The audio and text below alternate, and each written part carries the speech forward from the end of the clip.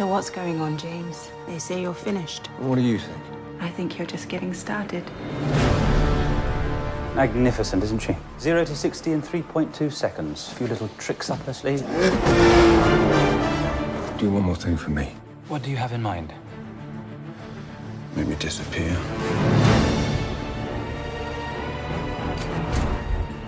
Tell me where he is. He's everywhere. If you go there, you're crossing over to a place where there is no mercy.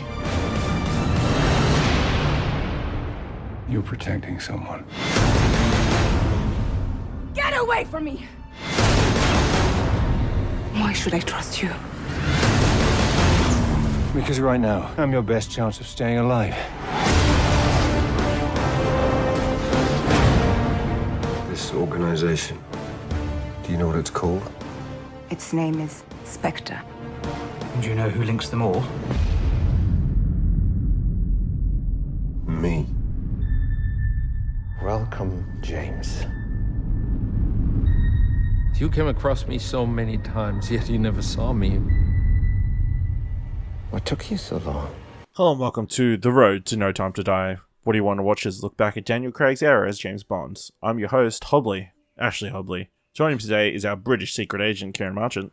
It is I with the greatest hits of James Bond, redubbed, reloaded, re-revolutionized. And Explosion Network's own M, Dylan Platt. Hello, everybody. I'm the Felix of this podcast. That's second fiddle. What? You know Felix? You know the long-running James Bond character? Felix? He was in Casino Royale. You remember him? You saw look, you know? He's in like all the James Bond movies. He's like a recurring character. Let's move on. Listen, today we're talking about Spectre. Please be aware that please be aware that we'll be freely discussing anything and everything about the plot themes and ending of the film. So if you haven't watched it, come back later. So let's jump to our discussion of Spectre, directed by Sam Mendes, screenplay by John Logan, Neal Purvis, Robert Wade, and Jez Butterworth. Story by John Logan, Neal Purvis, and Robert Wade, based on James Bond by Ian Fleming, starring Daniel Craig, Christoph Waltz, Leah Seydoux, Ben Whishaw, Naomie Harris, Dave Bautista, Monica Bellucci, Andrew Scott, and Ralph Fiennes. James Bond receives an obscure message from M about a sinister organization, Spectre. With the help of Madeline, he uncovers the conspiracy, only to face an ugly truth. Ciaran, what do you think of Spectre? This movie's a whole bag of something. As I alluded to in kind of my opening for this just feels like somebody wants to do like the greatest hits of James Bond stuff. Like there's just a lot of James Bond tropes that have just been done badly in this movie that are just not enjoyable. Dave Bautista feels like a home brand version of Jaws. Like he's he's the dude who throws the roller hat. No, he's not. No, he's a home brand version of Jaws. No, Really? he's not. Jaws? He's not as cool as that. Odd Job. Odd Job. Was cool. Odd Job. Yeah, Odd Job, no, I think that's their version of Job. Odd Job, Joe. I think that's. I feel like it's more Odd Job inspired than Nah, Jaws. he's home brand because Jaws. he doesn't say anything. Yeah. Yeah. He just feels more Jaws than he feels Odd Job. Odd Job was Because he's big. well, It's a yeah, weird that's true. mix. It's a He's a mute giant, is what they're going for. You know, it just has. It almost feels like the movie this should be compared to is Casino Royale in very many ways, where it's like Casino Royale took a lot of previous James Bond characters and previous James Bond features, modernized them, and made them better. This movie is just wanting to try and almost hit on like really bad nostalgia feels of James Bond, and it seems to be at war with its own narrative. Like it feels like it both wants to keep the ongoing narrative of the Daniel Craig movies going through to this one, but at the same time, it seems to want to distance itself from that as far as possible, like within the same breath. Like it's a very strange movie. Like I didn't really enjoy it. Yeah, it's probably the weakest of the the 4 we have watched. I would almost say this is worse than Quantum of Solace, because at least Quantum of Solace was trying to do something of its own kind of volition. Interesting. Dylan, what do you think of this rewatch? I remember watching this in the cinema and like coming out so disappointed coming off Skyfall. It's like, oh my god, what a step back! And then I've always talked about how they had Mission Impossible come out the same year, and how I was like, that was so much more of an enjoyable because Rogue Nation came out the same year. Yep. And then you have because the number one thing that pissed me off about this movie is just how forced and bad the romance between Bond and Leia Seydoux's character feels. And the number one thing I'm not looking forward to about No Time to Die is them continuing that fucking relationship, because they have no chemistry. It just feels so weird and forced and unnatural, and just, oh, Bond must be with a girl in every movie bullshit. And then I remember like coming out of Mission Impossible, like comparing it to it, be like, Mission Impossible's action was better, its characters are more interesting, it doesn't have a forced romantic plot for the spy agent just because you have to have one apparently.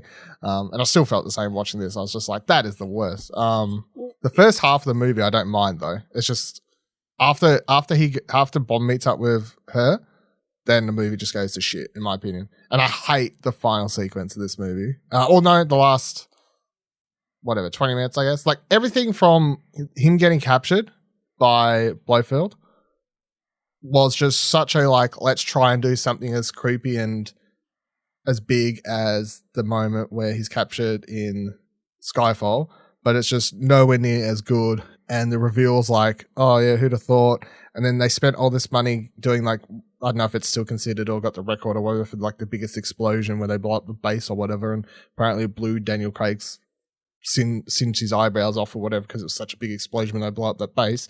But it's just not even like filmed in a good way that you really feel that effect. Like, it just doesn't come off. I was like, what a waste if that's really what you did. His escape is the dumbest shit in the world, where it's like, there's a net down there that can catch us. Excellent. Let's drop down into it. We'll be A-okay. It's just, I think the moment where James Bond says, I love you to, Madeline. I can't even, Madeline Swan. Madeline Swan. I think the moment he says, I love you, it's like, ugh. And I just kind of want, you know what? It's crazy that this movie exists in the same timeline and breadth as Casino Royale. Because this seems to be attempting to give Bond the good ending that he probably should have had from Casino Royale. As soon as it was going down that line again, it was like, oh no, Bond's gonna leave the fucking organization again for the fucking, what feels like it just happens way too frequently now. Like, especially now that it's happened 2 times in the between 4 movies, in a very similar way both times. It's just frustrating. It's just like the whole scene where Madeline says, oh, she can't do this anymore, and he's like, oh, is this goodbye and everything, just to simply get caught like 2 minutes later. I was like, this is just like, I don't even understand why she was leaving properly. Like, I guess there's a lot of the overall context that I'm like, I don't get. Like, I don't get the reasoning behind why M wanted, like, sent James Bond the will asking her to kill somebody. Like, I don't even know why she wanted that person to be dead. Or just anything like that. It just, yeah. Yeah. You would assume that M had some inkling that about Spectre is the only reasoning you could come up with as to why she sent James to kill that person. Are we going to connect this to, like, M's past, or is this going to explain something to do with M? And it's like, no, it's just a really cheap and easy way to get Bond chasing after Spectre again after we forgot about Quantum and Spectre behind it. And I also feel Christoph Waltz's character is okay, but all the lore around him and, being, like, how closely related he is to Bond, there's no familiarity visible between Christoph Waltz and Daniel Craig any time during this movie. I mean, they only spent 2 years together, is what is implied. So that's still, like, you have some kind of, and they didn't like each other. So. The thing is, right, you can still be familiar with somebody you didn't like. That's true. It's I don't know. I feel like the brain drilling scene was like their version of modernizing the laser scene. Yeah, and it wasn't like, effective. Wasn't he meant to like damage his like Well, that's what mobility I or was like- anything? I was like, "What are you doing? Are you implanting something in him, or are you just You're just drilling poking into it?" needles in him for no reason. Because like you've got all this high tech stuff, but Mads Mikkelsen did a lot more damage with like a rope with a Piece of knot rope, tied in yeah. the bottom of it and a chair with a hole in the bottom. You know, like I just it was just very strange. And also my as soon as they like, oh, we're gonna inject you with smart blood so that we can track you. I'm like, this has just been done before. They did this in Casino Royale. Why are we like repeating stuff and just pretending like this stuff hasn't happened to Bond in the same fucking timeline before? Yeah. This movie is probably the weakest of the Daniel Craig era. Yeah, like I think a lot of this plot is they have ideas of where they want to go, but they don't have good ideas of how to get there. It's like, hey, we want to have this scene where Bond escapes after being tortured. We don't know how they're going to get tortured. We'll just come up with something. You know, we need Bond to get to this cool place. What's some cool transport that we can have him take? Oh, he can go on a train. Yeah. He always goes on a train. It's It's true. always on a train. It's really weird. But yeah. And then, like Dylan said, like the first half's pretty solid. Like, visually, the opening is like really cool. Except I'm not a fan of that helicopter sequence. It's like, Helicopter sequence sucks, but the fake Everything else. one shot sequence is cool.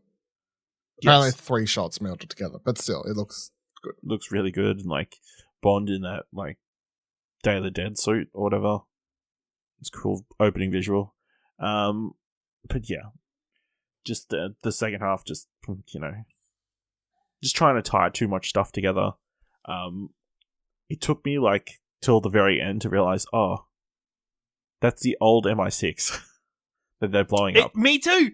Every time I'm like, because even when he gets dropped off there, I'm like, is that building supposed to be something I know? The only reason I would have picked it is because we watched Skyfall so recently. Yeah, so when I watched it for this, I was like, oh, it's MI6 building. I seriously don't think the first time I watched it, I realized that at all. And I thought it was just a random building. Yeah. There was And then I realized, oh, Q's base is underneath the old MI6. That's why I got the speedboat. yes. Oh, it's also with stuff like, you know, C's death is overly wacky. And just like that moment of him like almost losing his balance is just a little bit too overplayed in that moment. It's just, I don't know, it just doesn't seem to fit. I feel like there's 2 storylines at war with each other that we saw in Skyfall. We saw them meld 2 storylines together really well about a Bond villain, and then also at the same time MI6 kind of battling a political front of it. And then they tried to seem to do the same thing again, but then try and find an awkward way to mesh the 2 together and be like, haha, this character over here is actually the mentor of this character over here. It's all connected. Wacky. It's just... Yeah, Andrew Scott was kind of wasted in this, you know, the weird surveillance era thing. But, you know, it is bringing up some interesting ideas that it looks like they're going to continue in No Time to Die of, you know, what use of spies in a world with surveillance and technology, drones, and that kind of stuff. So I feel like we've been doing that for the last 2 movies, though.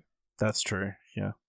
Just Like I feel like questioning- it's just like they're reopposing the same question each time, and it's just, I don't know. They're not even doing it in an interesting way.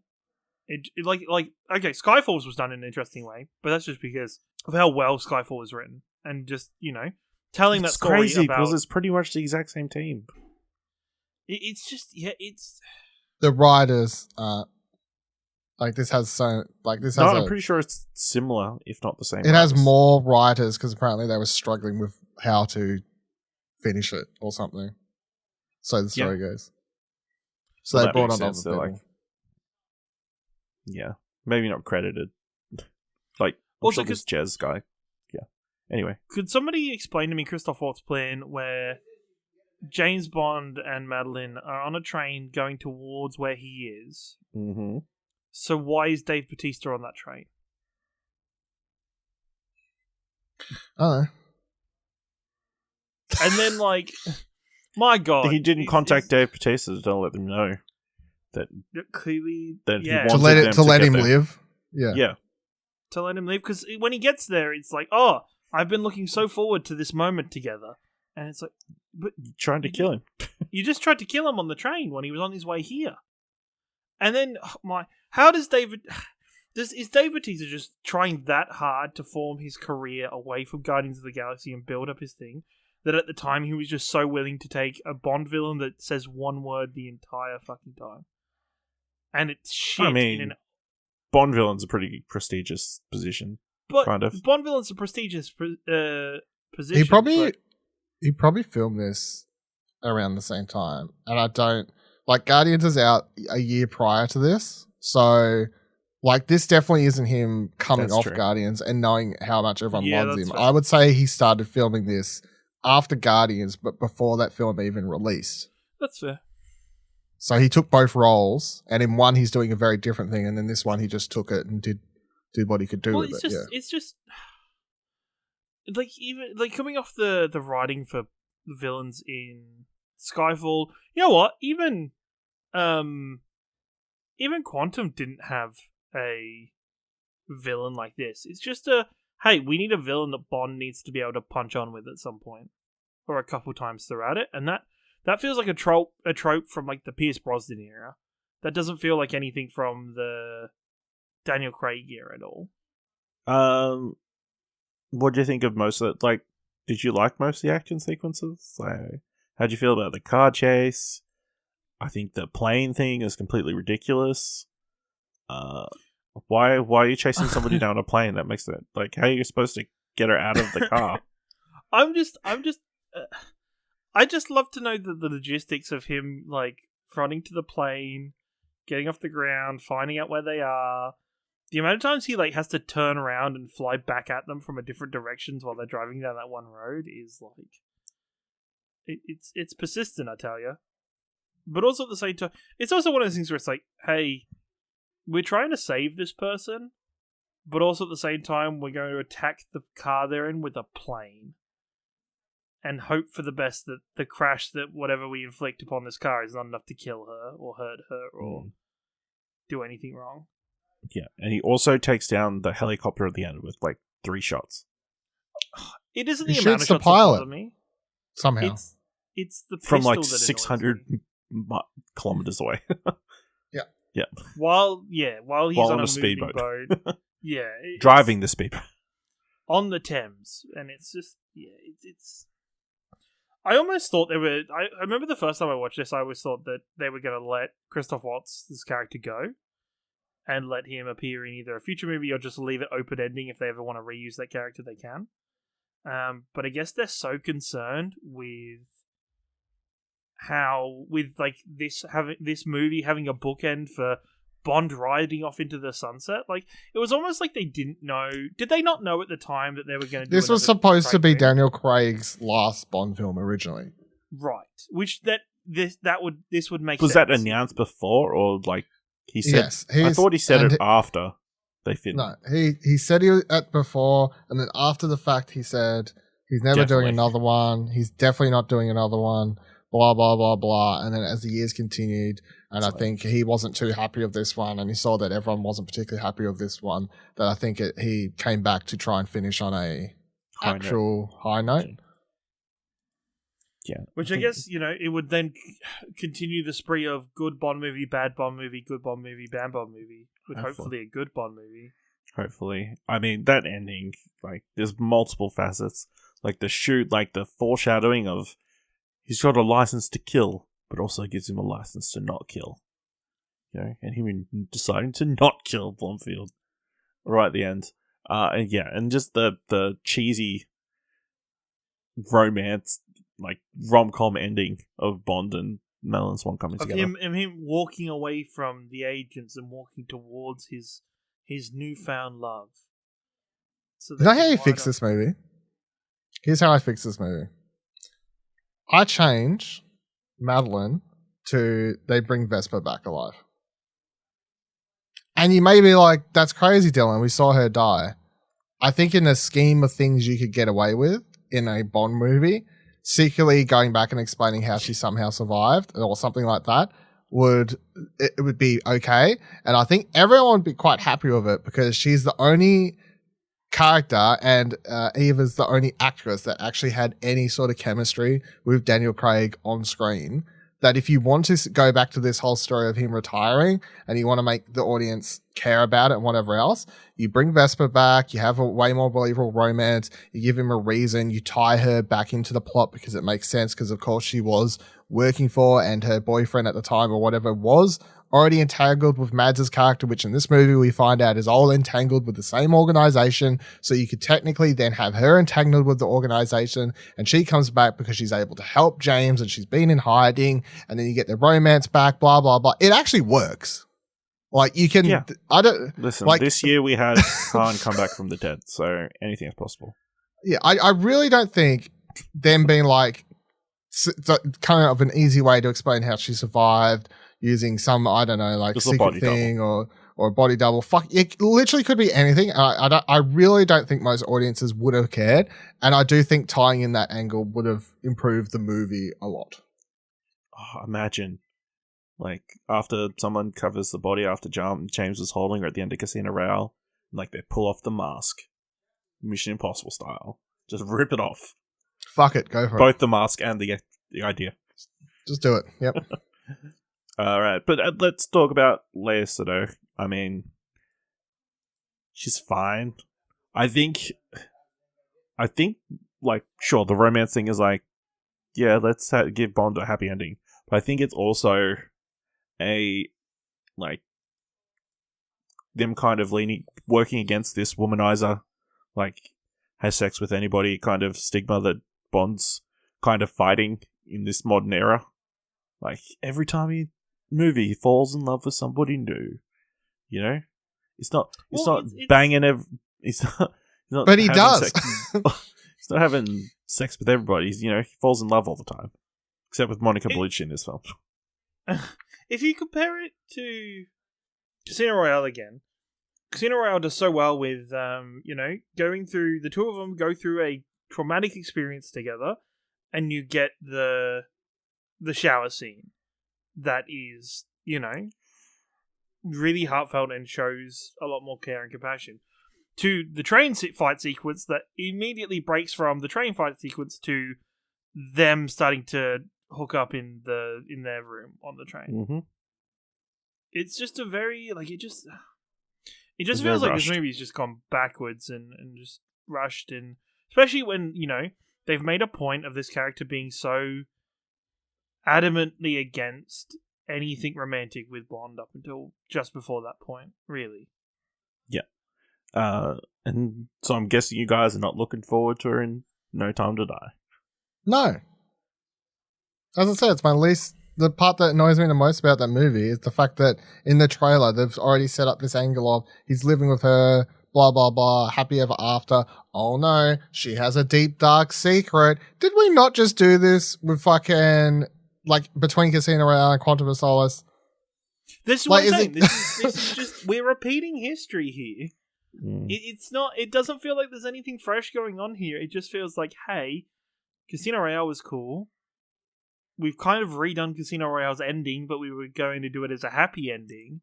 So let's try and redo Quantum of Solace and make it a good movie. I swear to God, if her boyfriend is Rami Malek, oh fuck. Or, like, I guess X or whatever. Like, I swear if that's, like, the angle, I'm gonna be, like, fuming. Well, maybe he's her boss from whatever retreat place she was working at. Just fuck off. Because now they're doing this whole... Look, I'm looking forward to him as a villain, and, like, he looks cool and whatever else, and I like the director, obviously, and, like, there's a lot of reasons I'm excited for this one. The trailers all look good. A lot of my... Like, what's the new actress, 00? What the fuck is her name? I need to hold on, I need to find it. Something Letitia, Lynch, whatever. Lashana Lynch or something. Lashana Lynch, right? Yeah. So everything she's in so far has been in. Obviously, she's great. Most people know her as Rambo or whatever in Captain Marvel. So I'm looking forward to seeing her in that role. Obviously, myself and everyone at this stage has to be an Anna Diana's fan, surely. Like, there's a lot of reasons to be excited about this It's going to movie. be so weird to see those two together. Well, okay.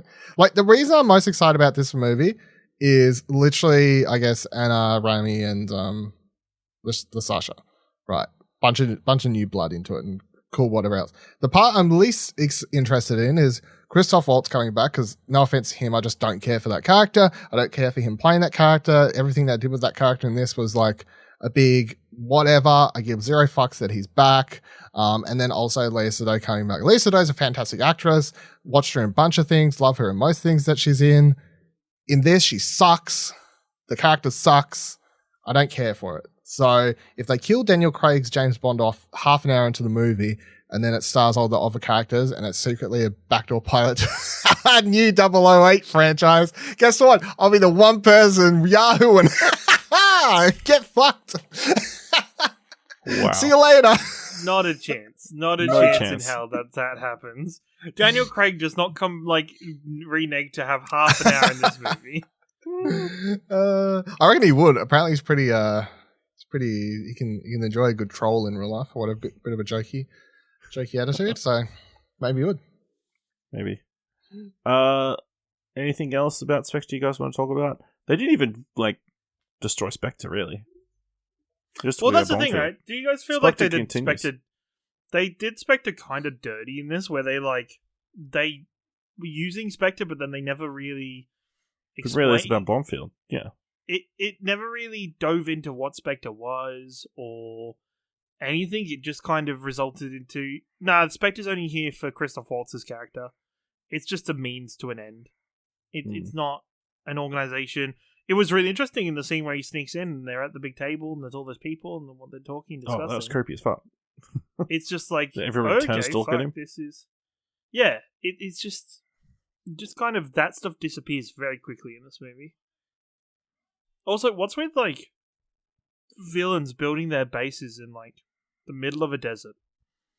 Just middle of the desert, but then at the same time, people are like instantly like, "Hey, doesn't show up on a map, but you know, because of this satellite thing we have now, we just took a picture and it shows there's stuff there." It's the art of having secret bases as villains now is you'd be better off just having it in a city, just underground somewhere. Also, I'm pretty sure all that surveillance stuff is super illegal. Right? It's like tapping people's phones without a warrant. It is. Yes. No, it's 100%. And that is the what the message is, like it kind of quote unquote meta message of this movie is being like, as technology advances, what walls will be broken down, what rules will be broken. And it's really annoying that C telling M and playing the audio is like a haha fuck you, your people are, I feel like nothing comes of that other than M being like, wow, damn, you're listening into us and now we have to go radio silent, and Bond's on his own. But also the moment Bond comes back to London, he's got us with him. It's like, okay. Yeah. Also, I liked having Q do more stuff. Yeah, Ben Wishaw's cool. I really like Q. I really like him across the board. Having him more involved is a fantastic choice to continue on. His great work in Skyfall. Like, maybe he was probably one of the only things that didn't deteriorate. Maybe, you know what? He improved because he didn't, plug something into his own network for no fucking reason and cause the whole shutdown of his system. No, he solved the problem. No, you know he what? did the good hacking this time. He's like, man, I know how we do this, guys. I hack into their system by going into their building and plugging my computer into their system. Fucking big brain. Genius. All right, let's wrap things up with this week's Bond theme. This week we're talking about Writings on the Wall by Sam Smith. I think it's actually a fitting song for the movie because it's like a deep ballad, almost romantic movie song that doesn't fit a Bond movie overall, but fits this movie because, you know, it's all sappy and lovey and bullshit. I will say the opening credits make me very uncomfortable with all the tentacle stuff all over the place. Just very weird vibes, but this is the one I dislike the least. This is at the bottom of my list of the 4 Bond songs we've done so far. Dylan, what did you think of Writing on the Wall? Whoa! I can't remember my past rankings, eh? Do you remember? Give me the songs. It was probably, I think off the top of my head, It's Skyfall. Skyfall was top, Quantum of Solace, and then Chris Cornell was last. Yes. I would put this second then. Wow. I'll put this below Skyfall. I actually quite enjoy this. I do enjoy a bit of the Sammy. I was trying to come up with a nickname, but I couldn't really. I was like, Sammy Smithy. Sammy Smithy. Smithy. I do enjoy a bit of Sammy Smithy. I don't mind the tentacles either because I'm into a bit of alien porn, so it doesn't bother me. And yeah, no, that's fine. And so, you know, I got down. There was that storyline, Sex Education season 2 that I quite enjoyed because it was very relatable to me. Shout outs. Season 3 starts soon. It's probably out by the time this is. Yes. Shout out to Netflix. No, I quite enjoy it. This is good. It actually feels like a Bond song to me. It feels like an old school Bond song to me. I don't think it's unfitting at all. Like a lot of the original Bond songs were all very romantic and ballads and whatever else. They like the ones that aren't natural Bond songs to me are the ones that feel more like rock songs, obviously, and that sort of thing. That feels like more new age Bond, whatever. Not saying you shouldn't go either way. I think for this movie the song's good, and in general I think the song's good. So yeah, second on my list. Ciaran. I think this song mirrors the movies in terms of trying to recreate something done in the past and kind of missing the mark a little bit. I feel like they had such critical acclaim with Skyfall that they've tried to do the same thing again here with Sam Smith, and it just doesn't quite reach the same marks. I think they're trying to do the big orchestral piece, a large, more ballad once again, and it's like, this isn't Skyfall. I just kind of wish they'd gone in a bit of a different direction with the music this time. For me, this is third. Like, I prefer Chris Cornell over this.